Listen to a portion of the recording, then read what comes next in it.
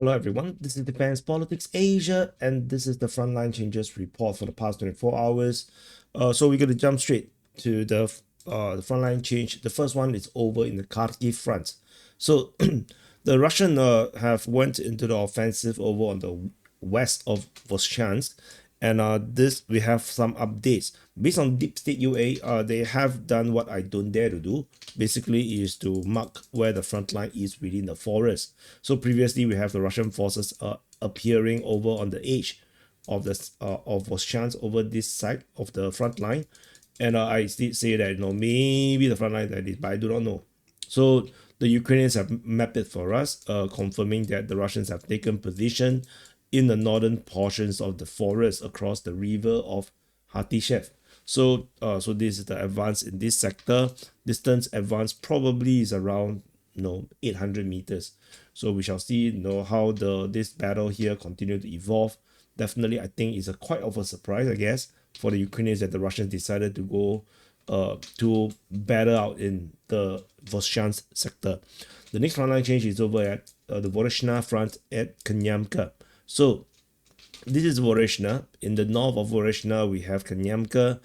Based on the pro-Russian mapping, they have mapped that the entire road around Kanyamka that is going parallel to the Oskil River, which is over here, has been taken by the Russian forces. So the road is lined with trees, like a tree line along the roads. This is now taken by the Russian forces. So so this road here, this advance I've mapped probably 500 meters deep. If you zoom in, if you're driving along the road, you probably just feel like you're in the forest. Then the entire length here taken is 2 kilometers. So this is the Kanyamka. And then after Kanyamka, the next front line change, we jumped all the way to Pischane over in the Pokrovsk front. So at Pischane, this is Ukrainian mapping. They have updated the mapping over at Pischane. So Pokrovsk is over here, Pischane is here. So over at Pischane, the Ukrainian mapping have updated, showing that the Russian forces have fully secured Pischane. So the Ukrainians previously counterattacked and managed to have some positions at Pischane. So now it's entirely abandoned, and the Russian forces also captured additional grounds with the forest along the road. So so the Russians have retaken this position and continue to mark terrible developments for the Ukrainian side. So after the Pischane one, so this one is close to Vivrove. The Russians probably going to attack there next to create the war over in the southwest. After Pischane, the next front line change, we go to Komar front. Over the Komar front, this Komar, the Ukrainian mapping have updated another tactical out. So the Ukrainians have done this to prevent showing that they have lost a lot of grounds. Despite they put the tactical out. This is firm Russian control. The entire region here is just gray zone. It's just a massive cope. Just like this kind of thing. Like, yeah, Russian like that. But are we going to expect Ukrainian forces to be here? No. Yes, impossible, right? So this impossible salient here as well. So but they will just gray zone it for the sake of it. So just get used to that. So the Russian forces off Marne have advanced westward, capturing the street or the road with the tree line along the west of Marne. The depth of advance is 2 kilometers. So clearly show that this is undefended. The Ukrainians did not defend. They have advanced and secured the region slowly. The main reason is that, yes, we can even walk 2 kilometers easily within an hour. But the thing is that if you're in the frontline situation, if there could be active snipers and ambushes waiting for you, mines, IEDs, booby traps. So in the frontline situation, you just have to be careful. So in our mapping, the moment is 2 kilometers frontline change in a single day. That tends to be already undefended.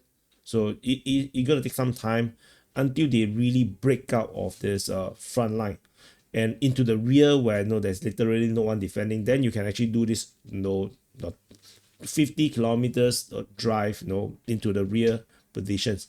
So if not, in the frontline situation, this is as far as you go. So this is the advance here, and with this we are seeing the creation of a new impossible salient. So not yet entirely impossible, but it's quite impossible right now.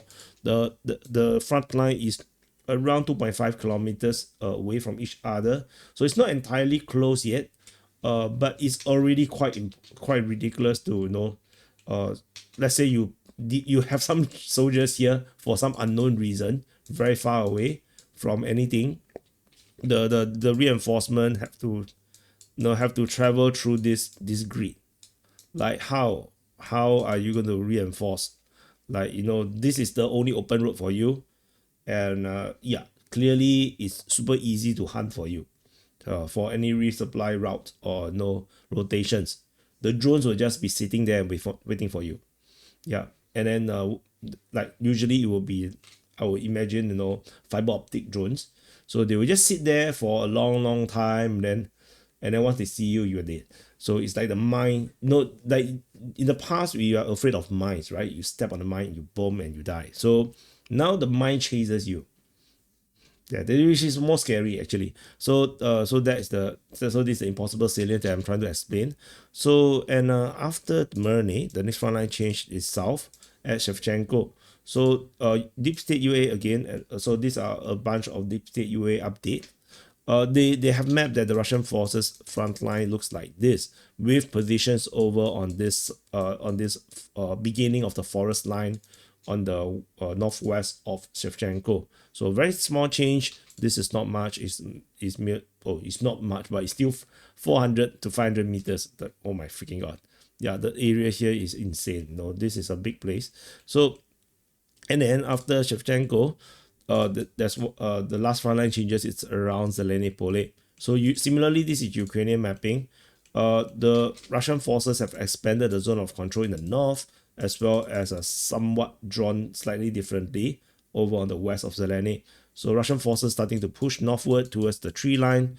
Probably already have position in the tree line by now. The advance is around 900 meters, almost a kilometer. So I'm expecting the tree lines here is actually under Russian control. Because of the way how Ukrainians love to map. They're trying to downplay. Like you can see, the situation. Russians forces only here. Then they will just die there, right?